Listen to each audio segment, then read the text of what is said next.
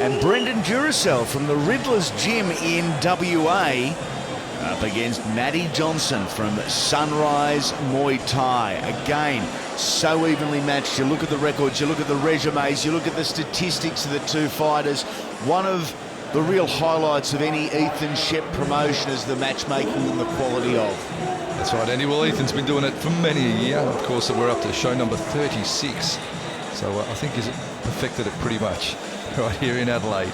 Let it down pat for Knees of Fury 37, May 26. The Magic Millions Arena right here in Morfettville. Not worrying about the next edition, though, is this young man, Matty Johnson. And into action we go. The junior welterweight division, a weight limit of 63.5 kilos, 5 2-minute rounds. We are under full Thai rules, and for those of you not familiar or not regular viewers, that is hands, elbows, feet and knees. And watch where you kick, as Matty Johnson just found out, suggesting a low shot there, unintentional from Brendan. Of course, Perth versus Adelaide, this one. It doesn't matter what ring, what field, what sport, West Australians and South Australians don't often see eye to eye. Quick feet from both men. Look at that right outside thigh kick from Brendan Duroiselle. Nice work from Matty Johnson, though. Combining hands and feet nicely. Nice fluid movement. Very relaxed. Fast on the uptake.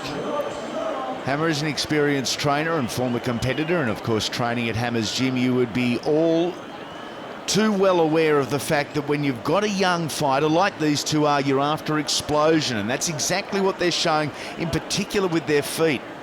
Getting the shots in and then moving out of range to avoid the counter strikes is really the game plan for these two. They lock up into the clinch. Okay, this is the first genuine test of strength, and dominating from the inside, Duroiselle. Nice push back into the corner. Duroiselle from Riddler's Gym with the red gloves, and Matty Johnson with the blue gloves from Sunrise Muay Thai. High-paced round number one. As I said, we are scheduled for 5 2-minute rounds. I even think the optimists in us would believe this is going to the judges' scorecards the way they've started anyway. Good even match-up, and the boys showing some well-rounded skills. Bell sounds, end of round number one. A beauty it was, and you have a look at body language there back into the corner. The Mohawk Matty Johnson looked relatively comfortable with where he was at. So he was landing some big punches upstairs, but Brendan Duroiselle with some big low kicks, scoring well for him. The beauty and the brawn that is Australian combat sports.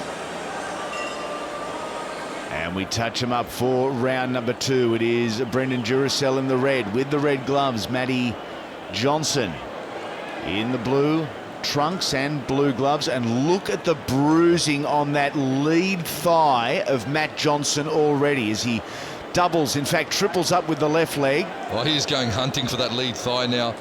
There's going to be some hemorrhaging happening into that hamstring, and that leg is going to start to spasm, and the movement's going to become oh so hard now for Matty Johnson from Sunrise Muay Thai.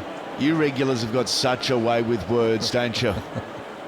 You're in terms, the spasming thigh and the spasming muscle. Oh, and there it is again. That's like a baseball bat being cracked around that thigh. And look at the colouring on that thigh of Matt Johnson in the blue trunks. But man on his backside there was Duroiselle. Well, it's testament to the power of that low kick of Brendan Duroiselle, Andy. He's certainly throwing it with effortless ease, but now, doing maximum damage. Mark, when the leg is as badly damaged as that, and it is stinging, trust us right now, is the first option moving into a southpaw stance, moving into a left-handed stance and trying to get that damaged leg as far away from your opponent's feet as possible? He's got two options here. He needs to start to check the kick, whereby he lifts the foot and catches the round kick with the shin. or remove the target, which is basically a switchback stance, and then come back to his orthodox stance. It's basically a switch through footwork, but he's just leaving it out there for the taking at the moment.